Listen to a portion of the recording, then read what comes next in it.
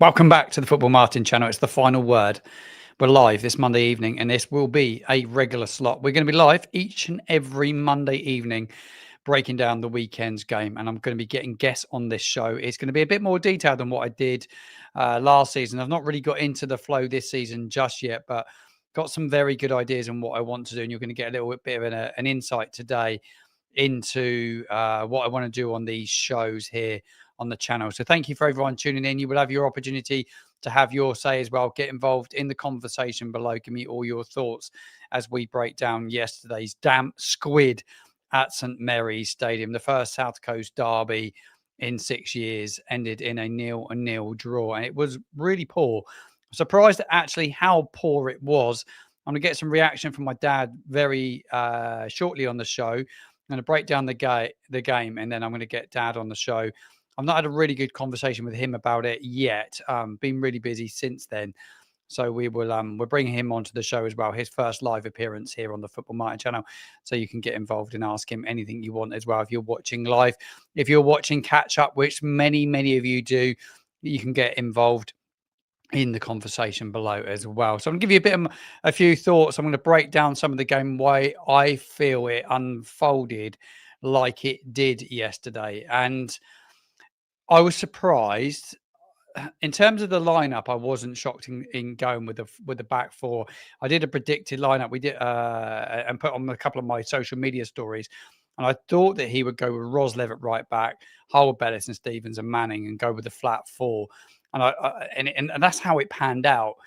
I was surprised at a few of the performances from a few of the players. And I don't want to start slating people and being really hard on people because it's too early in the season to do that.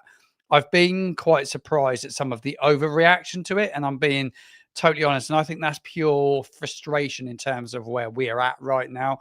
The fact that we are in the same league as Pompey, and they were probably really and truly the better team in the first half. Well, they were. That's not probably about it. They were the better team for the first 45 minutes. They look more comfortable. They look more organised.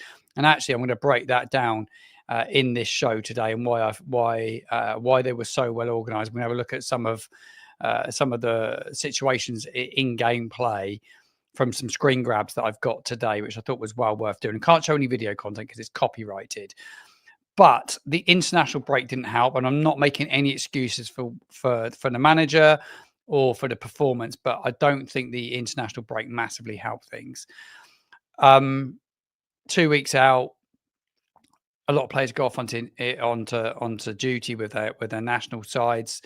A lot of players coming through the door. A lot of them coming late. Leo Senza turned up late. Will still said at the press conference that Damien Downs on Thursday not even arrived back from international duty with America. He didn't get in the building till Friday, so that's why he wasn't involved, because he he wasn't here. So it makes it difficult. And you have a group of players, but it doesn't make excuses for the performance. But I was surprised at the lackluster kind of like fire in the belly of like some players, but I maybe kind of on reflection and looking at it, I thought the referee did spoil the game. It was so stop-start. He made it stop-start by the way that he refereed it, and that was really adamant, really early on. Like he just kept stopping the play, and it stopped that momentum of it becoming like a proper derby. And like, you want a big tackle to go in. You want somebody to chuck a tackle in, and the ref to let it play, because that kind of lets it unfold a little bit more. But the refs make it all about them, and you see that a lot in football these days. Is it Donahue, the ref yesterday? I just thought it was really, really poor. But things that shocked me, and I've seen a few comments whilst I'm producing this live. It's a live stream about the long ball. I was really, really surprised at the long ball that kept going into Cameron Archer, because Steele didn't want that. And I think he'd been very, very clear in that he wanted to try and go in behind. But Harwood Bellis went long quite a lot, and so did Jack Stevens. He's not going to win anything. And we'll break that down very shortly, because there's some great examples of why it didn't work and how organised Portsmouth were during the game, because they were super organised yesterday. The playing of wingers is great if you can get the ball to them, and they don't have to spend the game defending. Like, Fellow starts his first game yesterday, and I thought he was a bundle of energy. Just couldn't get the ball. He spent more time having to try and defend yesterday than he did anything else. And I think for me, I was surprised at how much he had to defend. And I actually put a little bit of it down to Mads Roslev's performance yesterday, because I didn't think he played very well, to be honest. And I will show that very, very shortly in these screen grabs that I'm going to show. He turns his back quite a lot during the game. The best chance really was Harwood Bellis with a header at the end, wasn't it? That was the best chance of the game, which is absolutely bizarre. And then Cameron Archer went through, didn't he? It was this opportunity here. He flashes it across goal, and there was nobody there. I think it was quite fairly early-ish in the game. No, it wasn't. Second half, wasn't it? It was in the second half. That was a chance, a heart but no one was on the end of it. And then it was the header from Taylor Harwood-Bellis. Right, game stats. Let's have a look at a few of the game stats from yesterday. I've got the first and second half game stats, and it's quite interesting because, like I said, the first half, we were all saying it was absolutely dreadful, wasn't it? Well, here they are. The first half to the left-hand side and the second half to the right-hand side. And the expected goals in the first half for us was low, 0.50, and it wasn't a great deal better in the second half. Only the one big chance for us in the second half, that was Harwood Bellis's header. The biggest thing is the shots on target. It is just really, really, really poor. We only had in the first half 3 shots, 6 in the second. Only the 1 on target from each team, which was really, really poor. The passes, Southampton obviously made a lot more passes than Pompey. Certainly in the second half, we just had more of the ball. We had 70% of possession in the second half, which didn't surprise me. We couldn't have played any worse in the second half. We couldn't have done. We couldn't have played any worse, because we were just that bad in the first half. I'm going to talk to my dad when I get him on in a short while. He'll be joining us in around 10 minutes' time. But I was really surprised at the midfield two of Charles and Downs. And Downs has gone from being one of the best holding midfielders in the league to looking like one of the most average midfielders at this moment in time. And why is that? Why is he not at it? Is it because he's ill? Is it because he wanted to move on and he didn't last year, and maybe he's just not happy? I don't know. I didn't think his performance was great. Yes, I thought Charles was the better of the two, but I don't think the combination works. That's just me, and I'll get all your opinions on that very, very shortly. But I didn't think that that combination works. Right, let's have a look at the game yesterday. I've got to talk about Josh Murphy, and he features in a few of these early clips that I want to show you. And Murphy, I thought, was a real danger man for them throughout the game. And this is, before we come on to Murphy, this is the goalkeeper challenge early on in the game. And Messino spoke about this a lot in his post-match press conference. The ball is there to be won. The defender, without question, gets between the goalkeeper and Tom Fellows. Tom Fellows is just trying to get in front of that defender to get the ball, because it's there to be won. And he has every right to try and win it. And for him to call Fellows out to say that Fellows was trying to foul him is absolute nonsense. Here is the clash, which I'm just going to grab 2 seconds. I've got a slide here for the clash between the two as well. And I've got to say, if I've got the clash, I don't think I have got the clash on here. Here it is. Yeah, here's the clash between the two of them. And you've got to say that Fellows he's just run into him. It's just the pace of the play. But when the goalkeeper comes running out like he did, it was always going to end like that, in my opinion. It was always going to end like that. But how Messino can blame Fellows for trying to injure the player, I don't think for 1 minute Tom Fellows tried to injure the player. Love your thoughts in the comments box below. I'm going to look at Josh Murphy and some of the problems that he causes yesterday, because there's no doubt that he caused us a lot of issues yesterday in the game, didn't he? He was a top player. The top player is Josh Murphy. So here he is against Mads Roslev. And I was talking about Fellows having to defend a lot during the game, and he did. You can see it here. He's tucked in because he's almost going to have to go in behind, because he's worried that Mads Roslev's going to get beaten. But he does get beaten, Roslev, here, and he ends up in behind him. In this scenario, it's early-ish in the game, but he does end up in behind. But Fellows, we couldn't get him on the ball because he spent so much time having to defend. But I don't think it was Roslev's greatest game yesterday. That's just my honest opinion. Hopefully, he gets better, but I haven't seen an upgrade on James Bree at this moment in time. That's just my honest opinion of it. Reasons for Pompey being hard to break down as well yesterday. I think that's definitely worth looking at because they were like pretty well organised yesterday. I love looking at the in-game situations. I've been looking at it and watched it several times this afternoon because it really has fascinated me in terms of like why they were so hard to break down yesterday. And I've got another slide which I'm going to pop up on the screen, which is here it is. He goes in behind. Here is Murphy going in behind Roslev, which he did. It's too easy, isn't it? It's so easy. He had so much the ball yesterday, but like that was a lot of it was, in my opinion, that was a little bit down to us. Have to be better in those situations, but yeah, like I said, Roslev. Hopefully, he's going to get better. I'm not going to come out. I don't want to be smashing him to pieces and say, "Oh yeah, he was terrible," etc., etc. I just don't think he had the greatest game ever yesterday. So I'd love to get your opinions on him. But yeah, there's no doubt about it. Josh Murphy was a real danger man for them yesterday. Super impressed with him, and they'll do well to keep hold of him, won't they? Because he does look like a top player, top player.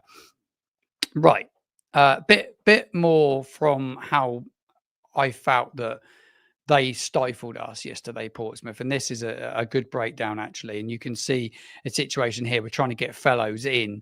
And you can see that the two midfielders for Portsmouth, I thought were good yesterday.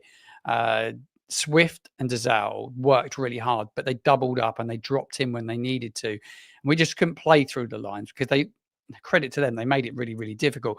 Chaplin's back defending as well. That you look at the amount of players they got behind the ball. I've circled every Portsmouth player in blue. You got 1, 2, 3, 4, 5, 6, 7, 8 of them all in behind the ball when we're trying to attack. So there were. You look at Ogilvie, who was the left back. Dazal's going in behind to cover as well.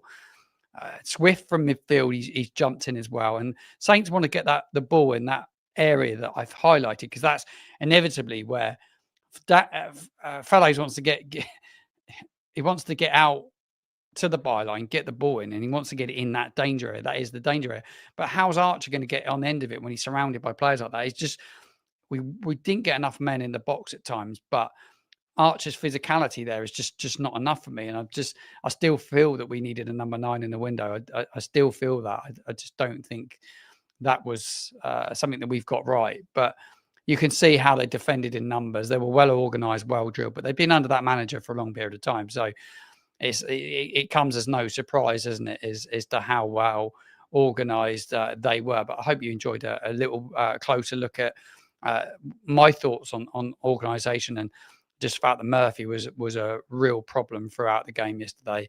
And luckily, they had no one to get on the end of it because if they did, it could have been very different. And talking about decision making yesterday, the foul on Yander, the foul on that Yander apparently give away at the end, and that was like absolutely embarrassing. I think I've got it here. I'm going to pop it on the screen. Here it is. Here's that foul. How this was ever given as a foul is just quite beyond me. And look, I've circled the referee. The referee is right under it as well. So how on earth has he got that decision wrong yesterday? Absolutely beggars belief. Right, going to read some of your comments now. I've got my dad joining us very shortly. Going to get some of his thoughts on the game as well. Right, here we go. Let's go back. There's loads of comments. Thank you for joining. There's over 100 of you in live watching. Thank you very much for joining us. And if you are new to the channel, make sure you are subscribed. And if you're a Pompey fan, because there's a few Pompey fans in tonight, subscribe, follow our progress this season. I think you'll comfortably be more than mid-table. And for what I saw yesterday, you'll be relishing the return game in January. I just think Southampton will be a lot better come then, and that's what I would say. I think we will get a lot better, and we will settle in. Right, JB is in this evening. Hull is a must-win game. We don't want to fall behind early doors. Middlesbrough look very good at the moment. Sheffield United have a new manager at Bounce as well with Wilder back. I totally agree. I think I think it is a big game at Holder weekend. I think the pressure's off as well, JB, going away from home as well. I think that will make a massive difference. Being away from St Mary's, a lot of pressure on everyone at the weekend, and look, we do look fragile as a club. There's no doubt about that. Right, Pompey fan Joey's in. Let's hear what Joey has to say. I'm a Pompey fan. First half, we were definitely the better team. I was surprised at Saints playing the long ball with creative players. Yeah. And it was weird, wasn't it? I agree, Joey. I was surprised. I didn't expect to see it. It wasn't the tactic from the manager, because he's come out and said it already. It wasn't what he set out to do. It wasn't what he wanted to do yesterday. I just don't know. Sometimes players, they go off on their own and do their own thing. But I do find it I do find it weird that we went down that way. Will still did speak about the overhaul and the change. The team are trying to work things out in the first half.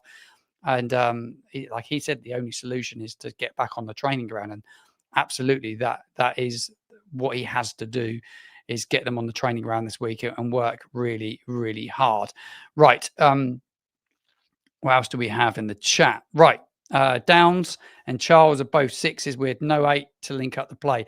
And I totally agree with you, Ian. I think it's a good point. I think Casper Yander will be the man that will come in and play in that role. That's what I think, that Will still will go down that road. There's without any doubt about that. Caroline, thank you for your support of the channel last few months. You've been absolutely phenomenal. Yeah, it's that we will animate it going forward. That is the plan. And we're looking for sponsorship on the channel to kick it on to the next level. So if there's anybody out there that's interested in becoming a partner and having shows powered by their company, and then we're going to look to bring editors in to animate it and to bring it alive, because we're doing it all with stills. So it's very, very difficult to kind of bring it alive like they do on Monday Night Football. You've seen Monday Night Football. You've now seen the final word with Football Martin now, and it's not quite the same, but you can see what I want to do with it. I'm going to get my guest in very shortly, because my dad is here. He's in the studio, waiting to join me. I'm going to get all his opinions on the game yesterday, and we will read out some more of your comments as we go as well. Grim did agree with me on Mads Rodslev's performance yesterday. Look, Paul, no excuse. Is he an upgrade on James Bree? It's a big one for me to ask you guys. What do you think? Is he an upgrade on James Bree? At this moment in time, I'm not massively convinced by that. Right, my dad is here. Hopefully we can get the connection right. This is all live, this content. We're broadcasting live on the fly. And some things don't always work. So hopefully... Here it is. Football Dad is on the channel, mate. How you doing? Good to see you. Yeah, I'm fine. Thank you. You all right? Yeah. You bashed that microphone over for sure. I went round and set the microphone up. I just knew straight away you'd had an issue with that microphone. But some great comments in. Saints Adam was saying Mads Roslev for me is pretty good. Talk to me, Dad. Mads Roslev yesterday, an upgrade on James Bree for you, yes or no? Too early to say, really. Bit lightweight, maybe. Not sure. Yeah. He is a little bit lightweight. That is for sure. I think he's got a long way to go, without any shadow of a doubt. Few thoughts on John Massinio. He accused Tom Fellows of trying to injure his players in the first half, and that collision between the goalkeeper and defender, the one that I just put on the screen a minute ago. What were your thoughts on that? Do you think Fellows went out to purposely injure? The ball was there to be won, surely. No, I don't think he did. I mean, I was pretty close to it, so I had a good view of it. The keeper didn't need to go out that far anyway, and he collided with Ogilvy, and Fellows was going in there, so he couldn't stop anyway. So, to be honest, I don't see what all the fuss was about. But the Portsmouth manager, from kickoff, he was going berserk with the fourth official. He was moaning about everything. I think he's actually worse than Russell Martin in that department, and that's saying something, really. Yeah, no, he wasn't great at times. There was out any doubt on that. Right, a few other talking points. How did you see the game unravel? It was so poor. What would you put it down to when you look at it? Why do you think it was so bad yesterday? I think it's a combination of a few things. I think the transfer window closing straight into an international break. I think at the minute the team's lacking a bit of identity, but that's understandable because we've had so many players out, so many players in. It's going to take a while to settle, and I'm not going to overjudge it yesterday saying, oh, it's all going wrong. But I think the whole thing was, I walked away yesterday more fed up than some of the games last season because I just didn't think they gave enough on the occasion. They obviously either were nervous with the intensity.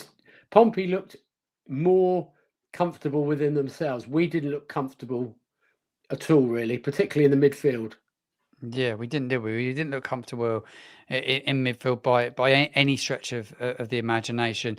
Do you think the combination of Flynn Downs and Shay Charles is not quite working? Is it? It doesn't feel like. Does he really? Like someone said in the comments a minute ago, does he really need to be playing with 2 6s? I don't think he does really. I think somebody was talking to me yesterday on the way back on the ferry, and they were saying that Downs, he seems to not be half the player he was the season we got promoted. I think Charles mopped up a lot yesterday. I think, but he's got into that habit of passing sideways, passing backwards. There's an awful lot of side to side football, and their pass and their accuracy was really poor yesterday, I thought. Yeah, they just weren't quite No. weren't quite on the same wavelength. I've seen a lot of criticism of the manager in the last 24 hours. I went on social media today, and I'm amazed at some of what I've read.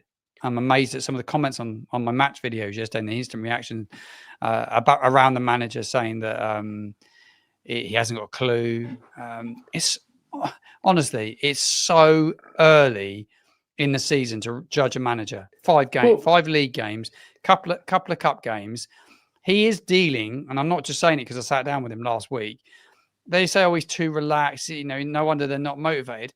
Honestly, the guy's wired. When it comes to football, he's absolutely, he's so he's obsessed with football. He loves it.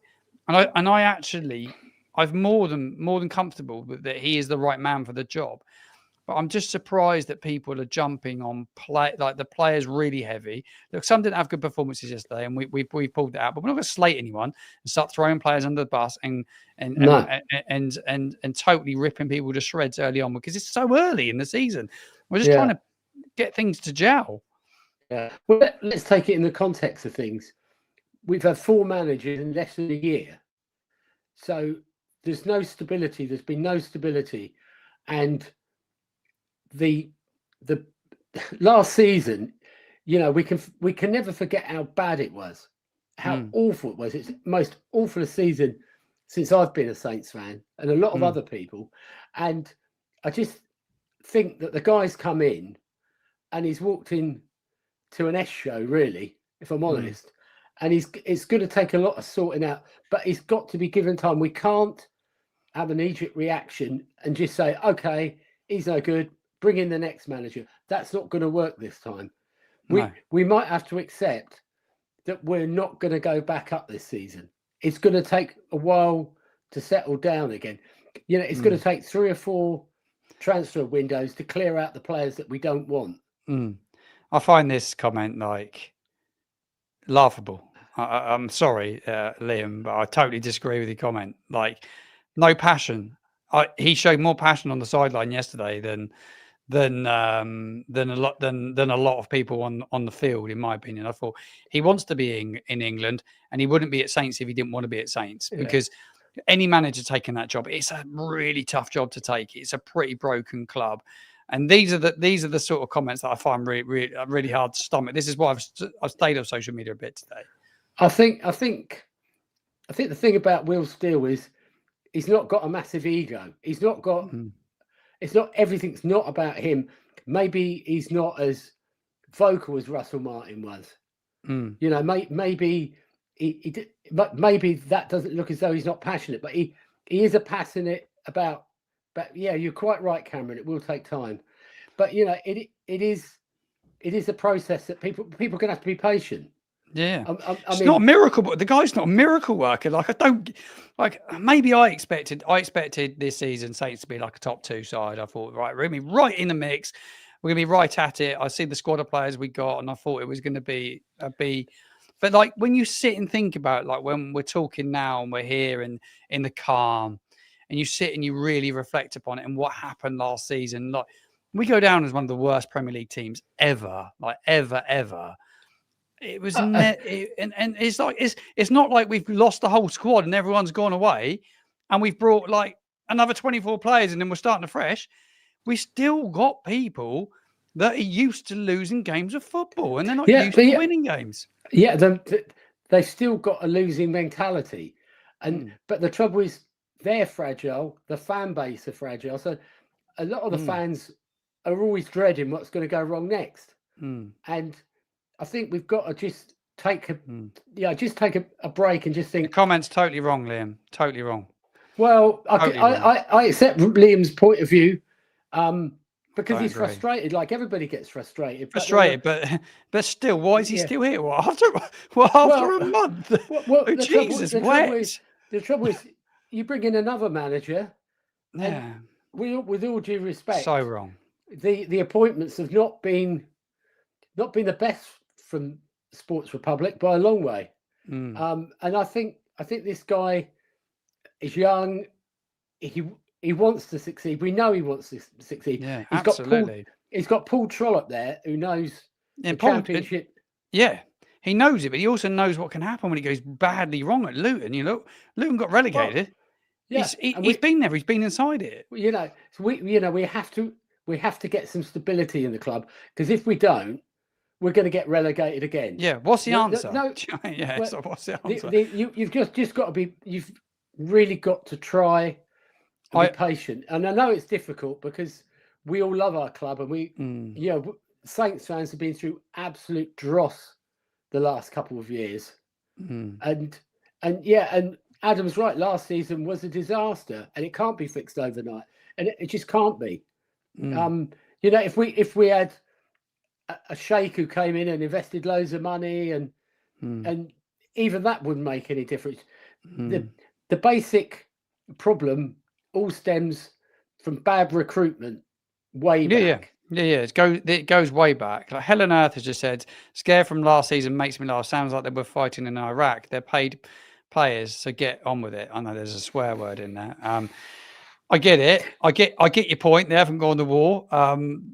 But it's like sport, isn't it? You've got to it is sport at the end of the day. It's not. Well, it's like if you go to, say you run a business, we run a business, and you go in every day and you don't take any money, and everything goes against you. It does affect you mentally after a while.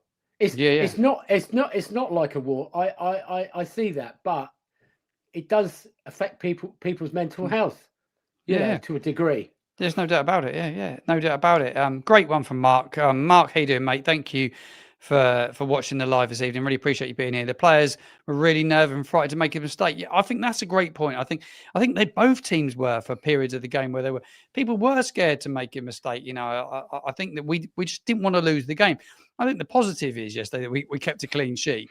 The second biggest positive is the fans are just immense. Like the Northern Wall yesterday, I've got to say, for anyone that was in there yesterday, it was freaking insane. And for anybody saying that the Saints fans were quiet yesterday, I thought the atmosphere in the stadium yesterday was absolutely phenomenal. Did you? Oh, absolutely. I mean, Pompey making such a big fuss.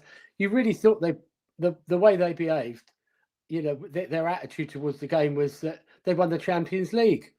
You know, they drew 0-0 with a poor Saints team, one of the poorest Saints teams I can remember.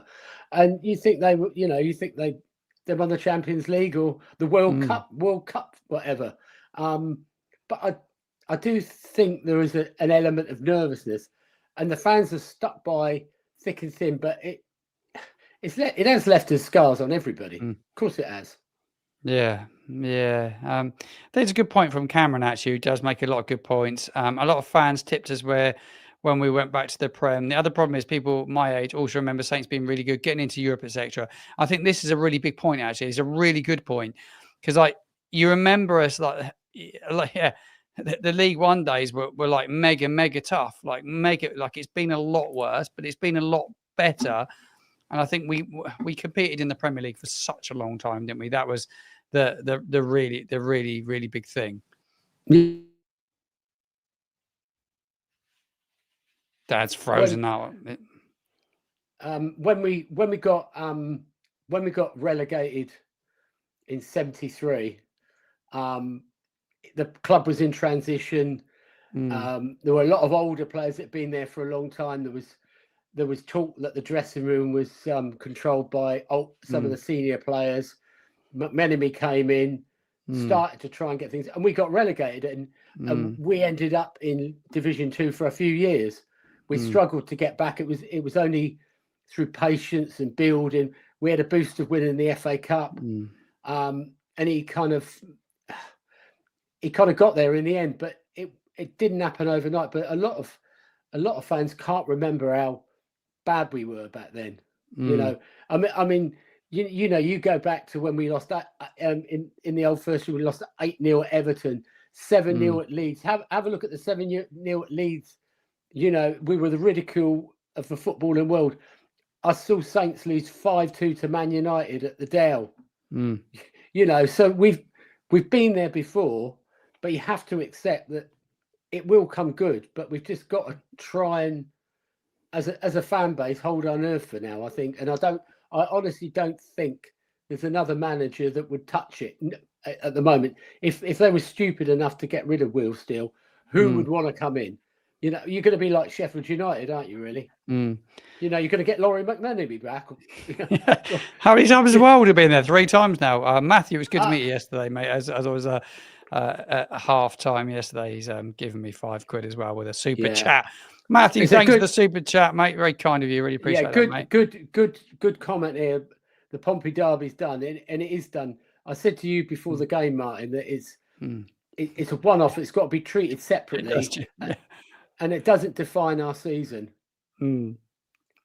Phil's in. He said, "I'm with you, Dad. First game was versus Wolves in '72." I was probably there, Phil. We never used to beat Wolves very often. John Richards always used to score against us. I remember that. I had another question for you, actually. Someone, if he's watching, I can't find it. There's like hundreds of comments in the chat. Someone asked me to ask you something, or whether I'd ask you. I'm just going to get him to repeat it. We got a Pompey fan in that's given us a few words. He's saying your players won't cope with Fratton Park. Laugh out loud. There's a lot of football to be played between now and then. But he did make a very good comment a minute ago. He's speaking about the Portsmouth fans were very keen to see Mousinho out last season, sort of very early in the season. They took him a while to win a game and to really get going, didn't it? And they were really, really on his back. But sometimes you just got to stick with it, and things do come good. We're a little bit spoilt, by the way, last time round, people, in my opinion. When we were under Russell Martin, we went on that 25-game unbeaten run. But geez, we had a ridiculously good team. When you compare the two teams now, do you think if you compare the teams, like we are missing some like top players like this time round? Well, we don't have that focal number 9 like we had Shea last time round. He was good. Kyle Walker-Peters is better right back, absolutely class. You know, we had Stewie Armstrong. We had a really good team, didn't we? Yeah, this is way short of that team. I think really. Yeah. And that team, okay, they've been relegated, but they're not being humiliated to the level that the players did last season. Yeah. You know. There you go. Here's a question for you. There you go. It's Kevin Davis. I think we know Kevin Davis. If it's Kevin Davis, I think it is. Did you ask your dad if he was at the 2 testimonials, 1970? Jay Sydenham's and John Milkins. Is that Milkins? John Milkins. Yeah, he was a goalkeeper. Yeah. No. The one testimonial. I remember 2 testimonials. The famous Mick Shannon testimonial 2 days after the cup final against QPR, when there must have been about 35,000 people inside the Dell, and the fans were spilling onto the pitch. But I also remember Ted Bates's testimonial against Leeds.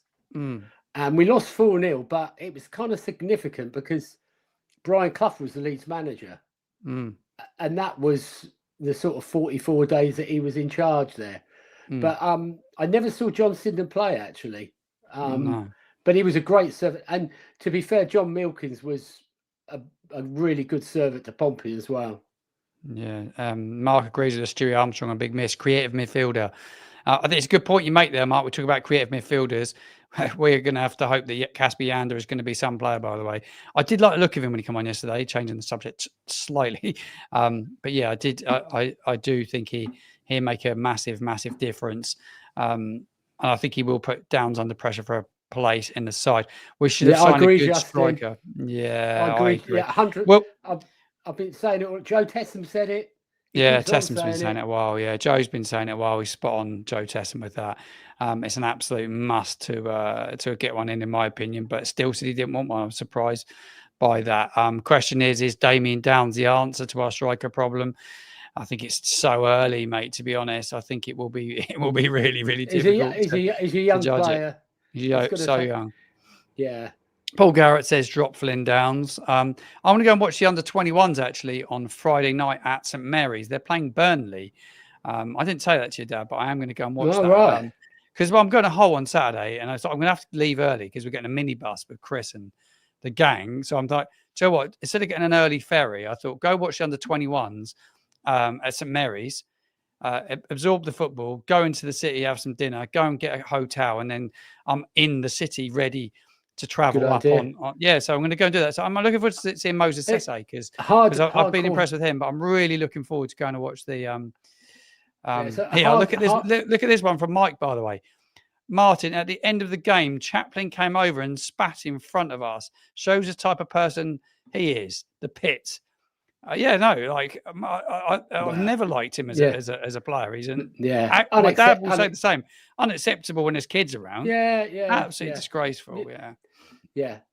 But coming back to second tier football, I used to occasionally go to the Dell and watch Football Combination, which was the reserves, and that was really interesting because the Dell used to it was just empty. You might get 20 people in there, and I remember seeing Leicester.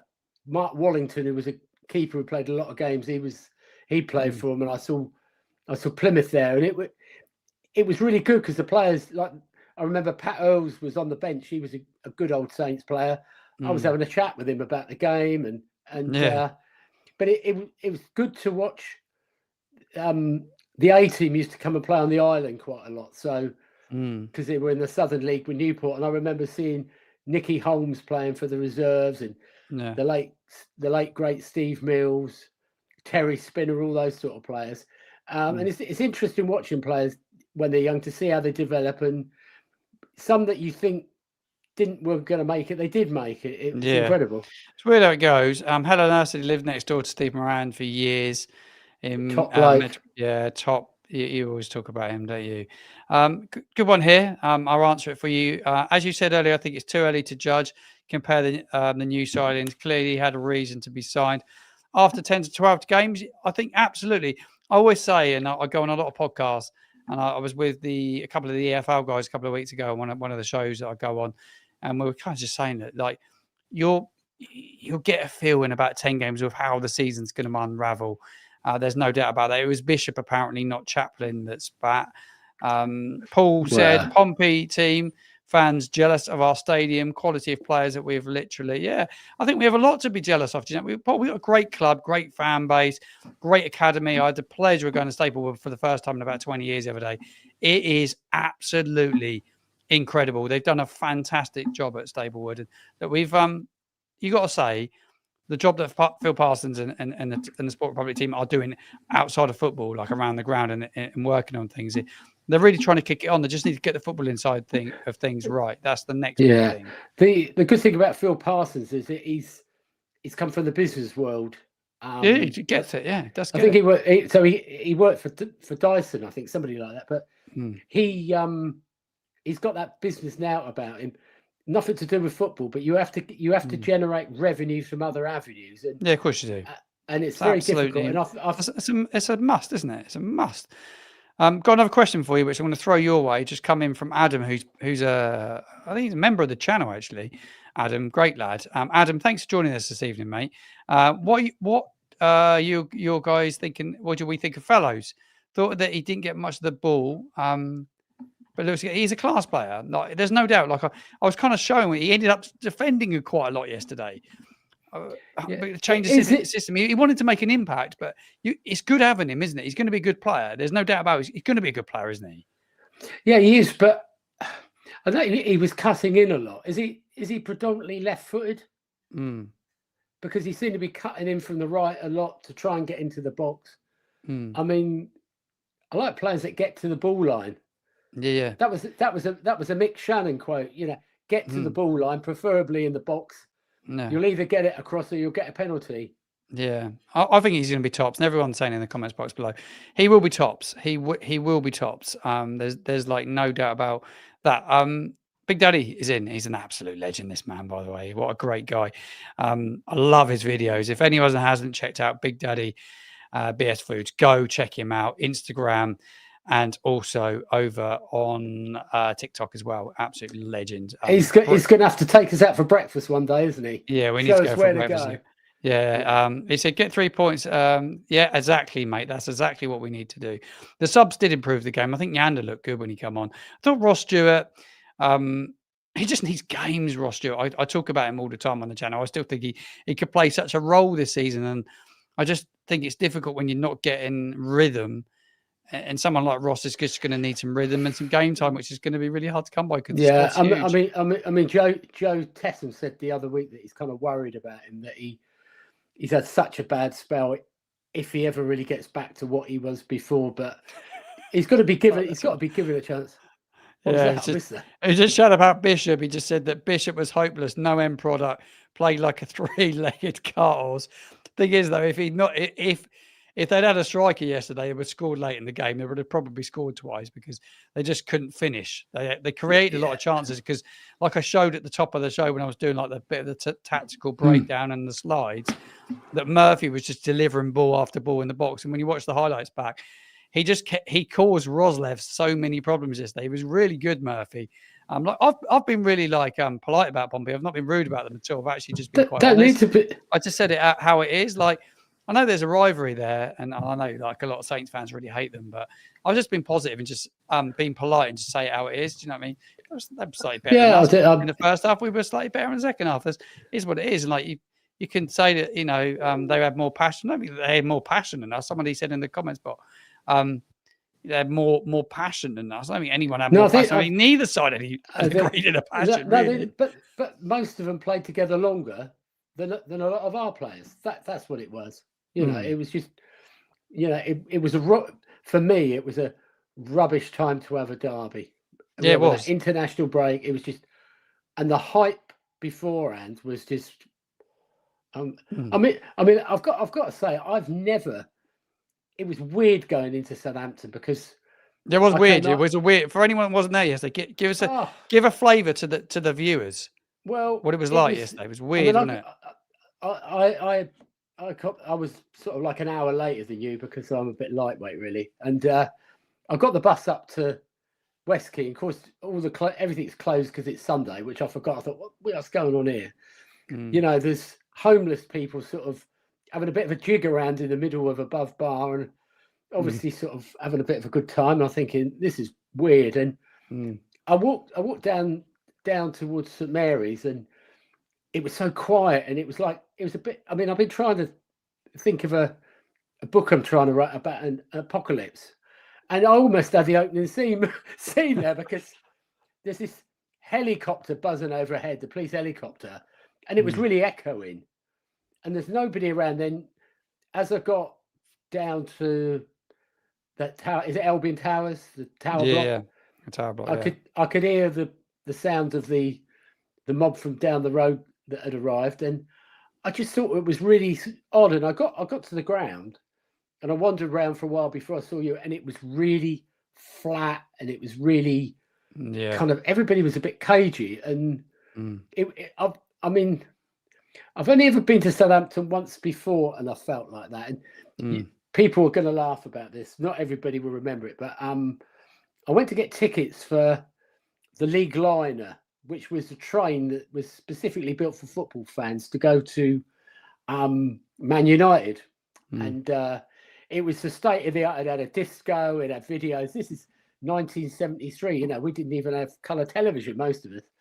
And the town wasn't very busy because it was a royal wedding on. Princess Margaret got married to Mark Phillips. And I was sort of killing time going back, and I went to see a film called Clockwork Orange, and it's the spookiest film I've ever seen. It's really violent, really like the terraces of the 70s.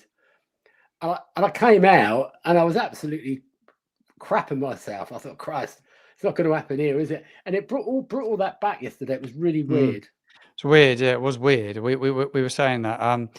It seemed less police than normal, and the atmosphere was an anticlimax. Yeah, I do agree with that. I do. I totally. Hell on earth. Yeah, spot on. Emergency services on hand were really friendly and helpful. Yeah, they did mingle with the fans. They were good, Annika. I thought that yesterday as well. Yeah, I did think that. I thought. Do you think the bubbling? It's a good question for everyone. Yeah, someone should ask something, Dad, before we go off onto the next subject I want to talk about. Was that at the classic, Dad? The classic. Where was it? The classic. Yeah. Not sure where the conversation went there. Anyway, I think it's go back to the bubble. I'm not sure. Yeah. I want to talk about the bubble. Is the bubble necessary going forward? Is a good question by Sam.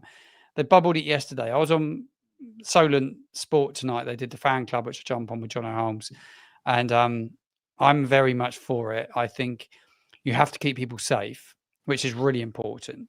And what I did hear yesterday from the Pompey fans, because I heard the Pompey side was, and I get them on it, is that they all get on coaches and are not allowed to take any food on the buses or drink. They can't eat, can't take any food. And then they obviously get put into that into the warehousing area, and then they went straight into the stadium. The food's expensive. They were saying that it is expensive. It was no more expensive for them than it was for us, but it is expensive. Drinks are expensive. Bottles of water, £2.60. The food, you won't get anything less than a tenner, will you? Really? They were just saying that was the thing that annoyed them the most. So a lot of them didn't eat for hours because they weren't prepared to pay that sort of money. But in terms of bubbling it, need to relax the food situation definitely. But in terms of bubbling it, I think if you let these fans mix, it'd be carnage. I think they've learned from previous encounters that it ends up with a lot of violence and a lot. There's more drugs now than ever, by the way, and booze. People drink more than ever, and there's more drugs than ever. It is a recipe for absolute carnage. Yeah, I mean, I can't drink. I would never drink going to football anyway. A, my bladder's not up to it. And B, I just think it wouldn't enhance my enjoyment of the game. But I agree. I think it's a drug issue now, and I'm not a prude about it. I'm not a prude about it. But I remember going to a Coventry FA Cup game, and I went in, and the Coventry it stunk of weed. It smelled like the Isle of Wight festival on a Saturday night, and I thought, this is a bit bizarre. This is bizarre. But they do need to sort out the pricing on food better. Yeah, it has got out of hand. It has just got out of hand. Not just at Southampton, it's across the board, isn't it? Yeah, I mean the concessions. They got people like Quackers outside. I think their food's for what it is. It's not badly priced. But some of it I think is really. I mean, we sampled some food there, and it wasn't really worth the sort of money that you'd expect. They just hype it all up massively. We've got another Pompey fan, and he was saying, hold on, he was just there. We had to be at Frat and register for the buses at 7:30 a.m. for what is this probably your shortest trip of the season. It's like it's mega, isn't it? It is. It's ridiculous. Absolutely, Cameron. I'd love to. I was actually going to ask Liam if he was going to come on my channel at some stage, because I do want to sit and chat with Liam. Liam and Ash are brilliant, by the way. If you're not following Liam and Ash, they do the Saints Network. They're here. Great guys. I'm definitely going to link up with them in the next few months. There was that without any question. What else do we have? Yeah, absolutely going to do. Yeah, they're keen to do it. They're brilliant guys as well. I sat watching them last night whilst we were making dinner. Excellent. Yeah. But you know, coming back to the violence, the 70s was terrible for football violence. Yeah. I mean, I remember being chased down Hill Lane by Man United fans. We went to Chelsea. We were in the away end. The stewards let Chelsea fans in. That was terrible. We got a brick thrown through the coach window on the way back. The same happened at Luton. We beat Luton 4-0. Went to Kenilworth Road. What a dump that is. And, you know, get a brick chucked through the window. It's not nice. So no, it's horrible. And it's just horrible. There were 4 blokes in front of me and my son who were aggressively drunk by kickoff. Yeah, there was the idiot that runs on the pitch. You know, what an absolute joker. What's he? What? He's got a lifetime ban now from watching the team that he supports play. You know, just because he's like drunk too much and it's just craziness. Well, somebody was telling me that there's a big cocaine issue at football. Yeah, massive. I think. Yeah, it's ridiculous. It's just ridiculous, isn't it? Absolutely ridiculous. Glasgow Rangers came for a friendly once. Carnage, did they? I didn't know that. Did they? Yeah. Did they? Wow, I loved it. Loved Saints Rangers. Loved to see it. It might have been the Texaco Cup. I think. I didn't go to that, but yeah, they did. Yeah, I know they did. They did come down once. Yeah, no, Rangers. What a great football club that is. Our friend Russell Martin's still under a fair bit of pressure. I said one of the most bizarre football hooligan incidents I ever went. I went and watched a team on the Isle of Wight called Ride Sports and went to their grounds, and they had a friendly tournament, and they're Bristol Rovers and Bournemouth. And the Bristol Rovers fans turned up and they just beat the hell out of everybody. It was absolutely bizarre. Unbelievable this as well. Hell on Earth's telling me. I think he's new Hell on Earth. I've not seen him before. He's legend in the chat. Just said, and he threw a lighter at a Pompey player. I saw that. Absolutely disgraceful. You know, it doesn't matter if it's a Portsmouth, whoever it is. Doesn't matter who it is. You just don't throw things at people. It's just an absolute joke, really. Absolute joke. Phil Osgood is in. When the ref handed a lighter, he realised he left the fags at home. Yeah. The ref was dreadful yesterday. Craig is in the chat, whereas we're coming to the back end of this evening's show. In the late 90s, we beat Villa in the last game of the season. They came on the pitch at the end and ripped the goals down. Gee, did they? I remember Scotland doing that at Wembley when the home internationals used to be on, and they scrapped the home internationals after that, which was like the end of season, in a way, friendlies between England, Scotland, Wales, and Northern Ireland. I was in London that day for a gig, and I remember it was Scottish fans were unbelievable. They were all over it. Yeah. No, yeah, so Hell on Earth is saying that fan, he never had that seat mark, and he asked people if it's okay to sit there, and he looked for trouble when he rolled up. Yeah, so just a troublemaker. How he got in, it's ridiculous.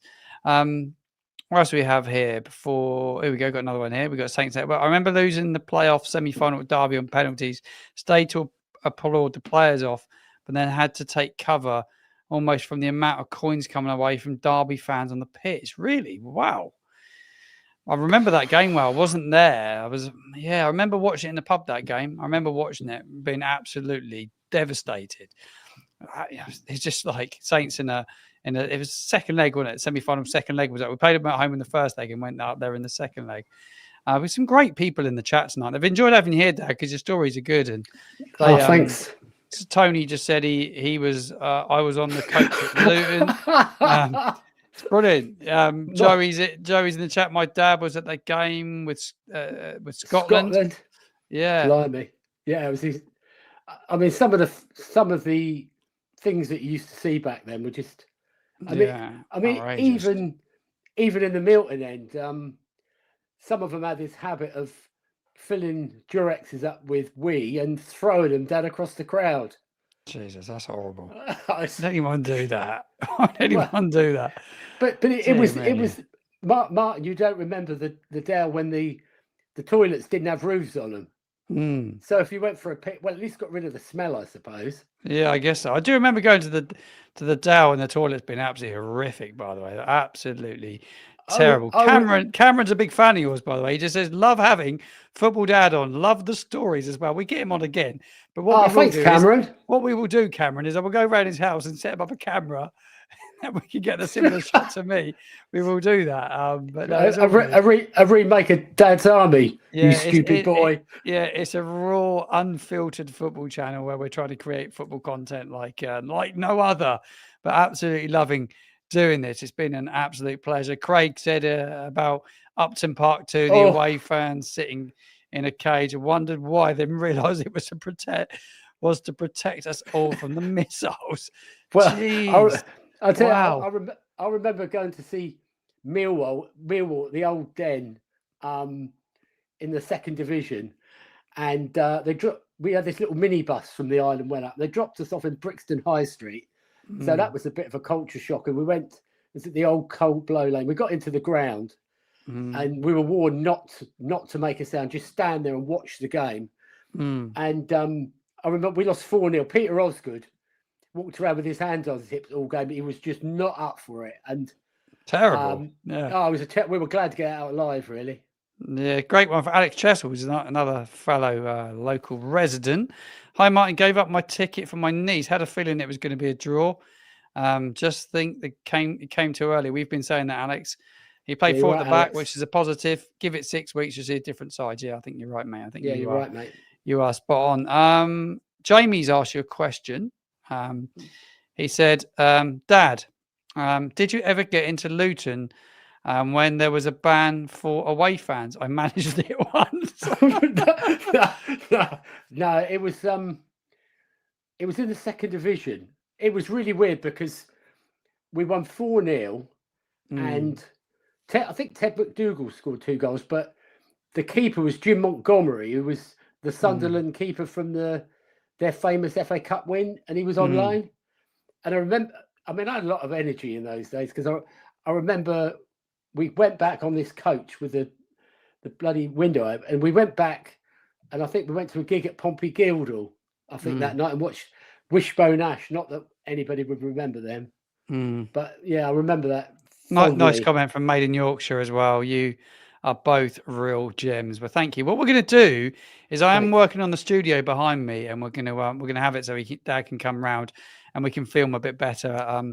Like I said at the top of the show, if anybody wants to support the channel, it is going to go on your ticker now. I am doing a Patreon. You can do it for like £3. It's not a lot of money, but every £3 makes a massive difference. We're buying new equipment and we're just trying to kick on the channel. I've got a full-time job. Well, I've got 2 full-time jobs and trying to do this channel. So it's always difficult. Got a good question here, actually. Favorite memory as a pair? God, that's a really tough one because I don't know my favorite memory. Like, I've been to a lot of big moments and Dad hasn't been there. Like the FA, I was gutted when you didn't come to the FA Cup final, the one in the early 2000s. We didn't have, we had your own business at the time, you were working. So gutted we couldn't go to that. I remember being devastated he couldn't go. The Dow last game at the Dow, I give Dad my ticket. I've been a lot and he had not been, and I give him my ticket. I knew it was going to mean more to him. So we weren't together at that. We weren't together at the playoff semi-final or the final. So what was favourite memory as a pair? First game? Seeing Ali D come on, wasn't it? Yeah, obviously, yeah. I remember saying to you, he doesn't look like he's got footballer's legs. I've watched some good goals with you. We've been at games with good goals. Letitia against Newcastle. And I think was there a game that Neil Maddison scored some goals in that game. I think that was Maddison scored. One. Yeah, he was a bit of a legend, wasn't he? Yeah, and I think the first time we took your oldest Sophie to football, that Stoke game, that was. Yeah, I remember that under Ronald. Yeah, that was. God, those were the days, weren't they? Eh? Yeah, that was really good. We've had some good moments. Caroline is a big fan of the channel. She said, bring back your dad again. He has such vivid memories. He does have like a very, very good memory. Of course, I hope that when I get to his age, my memory is as good as Dad's. and hopefully I'll have a lot more football stories to tell by then, and Yeah, well, hopefully this channel will have a lot of subscribers, and I'll still be doing it because I want to be doing this for a long time. I love this channel. I love doing it. Well, we talked about you were asking people about what the football club meant to them on Saturday, yesterday. I mean, and it's such a difficult thing to define, but really, the football club you support defines a big aspect of your life, your outlook on life. Yeah, it does. Yeah, that's a good point. Yeah, that's a good point. And like, I mean, I was talking to a guy that was into sports development at a football club where he was actually at Saints, and we were talking about how football clubs take for granted fans because it's the longest lasting relationship in your life because supporting your football club will probably outlive your parents before you've met your partner or wife or whatever, before you have your children. So, somebody starts supporting a football club at the age of 10. Thank you, Jerry. It just go on for, thanks, Jerry. That's kind of you. Yeah, Jerry, it's kind of him. So there are good ones, Martin. There's a lot of good people around. But so it's such a big part of your life, and it can make you feel really depressing.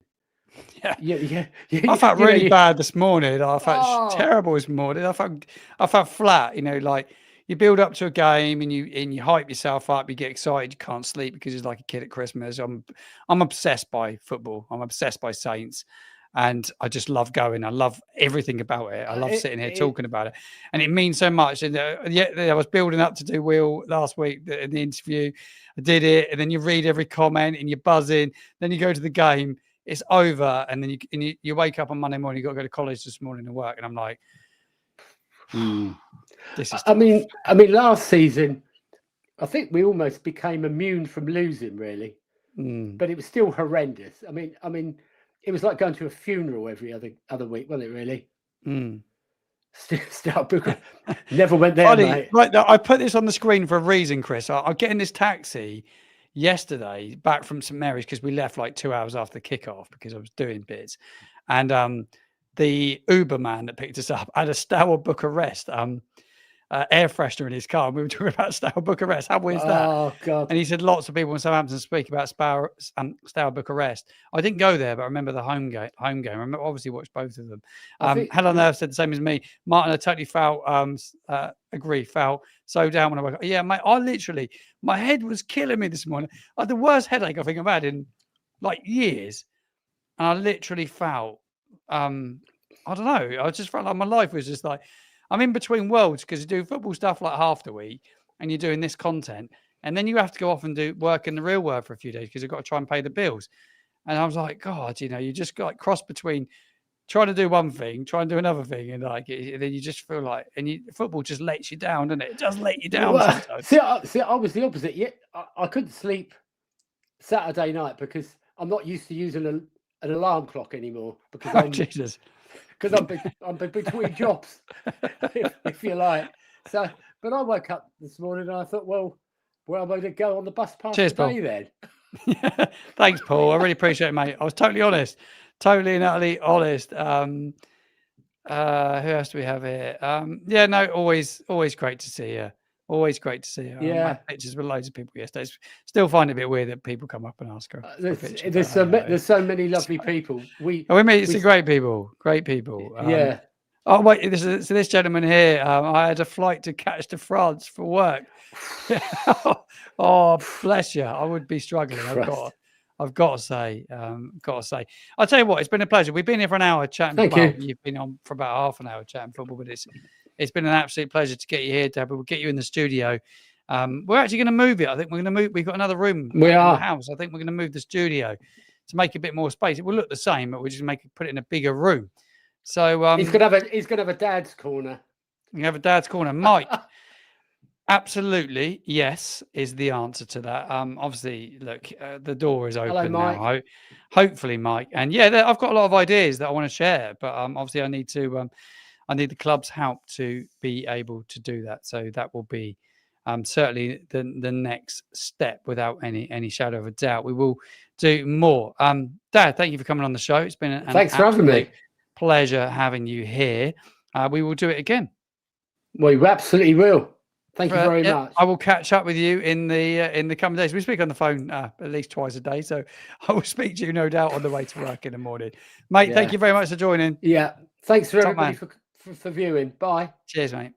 That was Football Dad on the Football Martin channel. Absolute pleasure to get him here live. Not done that before, so it was super. We just need to set him up a camera where it's not literally in his face, but we will. He's giggling in the background. I can see him, but we will sort that out for sure. Ricky Lambert, yeah, we will get Ricky on. He's agreed. I'd speak to him on Insta a few times, and yeah, he's it's weird. You just messaged him a little while ago, and he did say come on. So just need to get the time right to do that without any question. The club, no. Do you know what? They haven't done. They haven't given me any feedback, but the feedback from me, from the comments that I've read, there's 8,000 people watched my interview with him. That's more than double what watched the club's one. A lot of people said it was the best interview he's done since he's been in England. He spoke with me with I thought it was brilliant. I thought it was a really, really, really good interview. The best one I've ever done with anyone, and I've done quite a few interviews with people over the last year, and I've done quite a few with athletes on podcasts. I thought it was the best one I've ever done.